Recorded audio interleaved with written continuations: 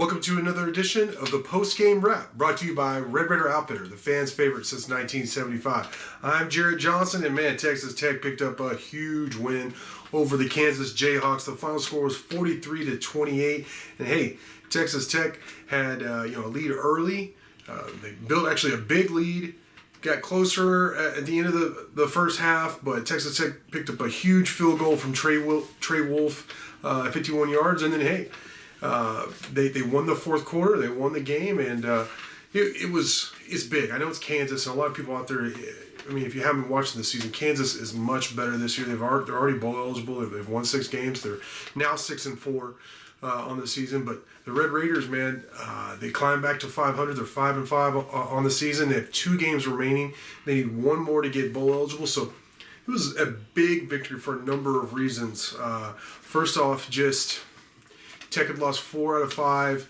Things were getting, look, losing sucks. And people are tired of losing in football at Texas Tech. And 4 out of 5 with the last 2 losses coming, against in-state conference rivals and Baylor and TCU. And, it's been tough in Raiderland. But, big victory over Kansas, like I said. And they did it in impressive fashion. There's some things I want to mention. First off, they ran the football. Texas Tech had 4 rushers gain at least 50 yards, and 4 different rushers ran for a touchdown. So that was huge. They committed to the running game early and often. Finished with 264 yards on 48 carries. They ran the ball 14 more times than they threw. And speaking of throwing, Tyler Shuck, who got the start, was terrific. His stats were 20 for 33 for 246 yards and 1 touchdown, but he also ran 12 times for 76 yards and a score. He was way better as a runner than I thought he was capable of. He was elusive. He broke a lot of tackles, so he had some power to him. And I knew he had some straight line speed, so he was a much better runner than I thought he could be, especially coming off the injury. He looked tentative last week when he came back, but he wasn't tentative at all Saturday night against Kansas. He was very good, didn't turn the ball over, and that's my next key. Is that Texas Tech won the turnover battle 2-0. They got an interception, they got a big fumble recovery.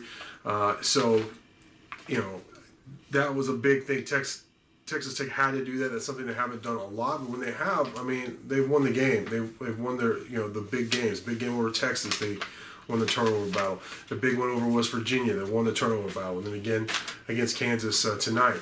Same thing. So that was huge. So those are the 3 things: running the ball, Tyler Shuck had a big night, and then winning the turnover battle is the reason why they got that huge victory.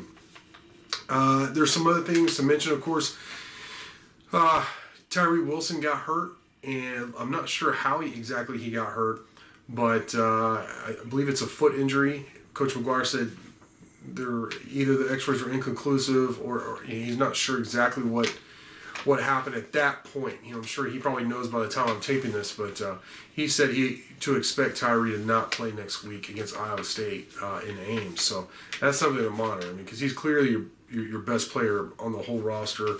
He's a first-round draft pick. That's a big loss. So we'll have to monitor Tyree's injury and see what's up there. But that's a real shame because he's been great. He's played really hard for you. So I hate to see that.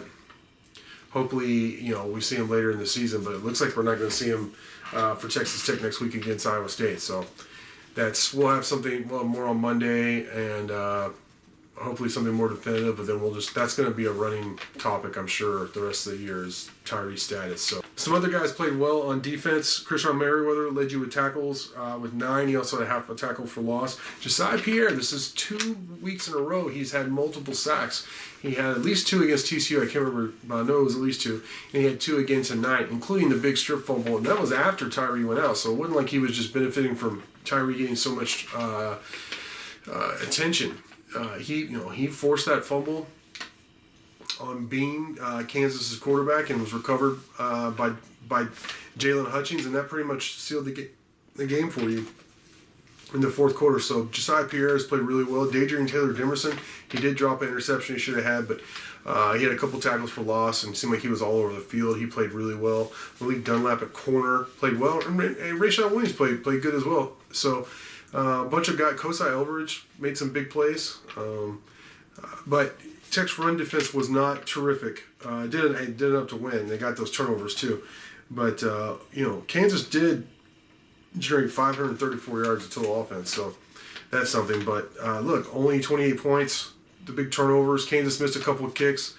Your kicker, Trey Wolf, made all three, including a big 51-yarder. So it was all three phases of the game. Played really well, and that's how you get a win in the Big 12 this year, where it seems like every game is tough.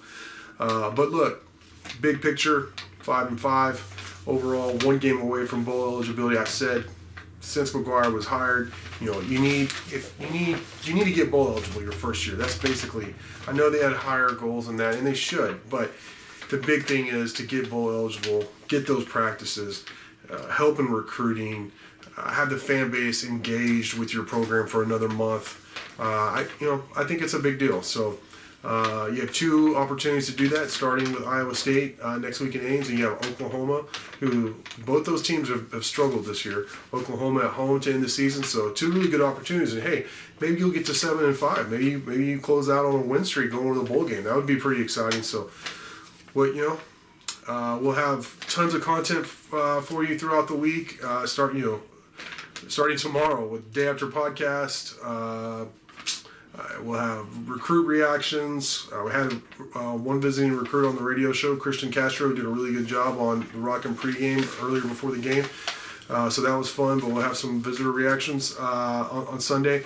And then, of course, Monday press conference, and then all kinds of preview content, video copy, podcasts leading up to the game against Iowa State. But for now, I want to thank you for watching, and until next time.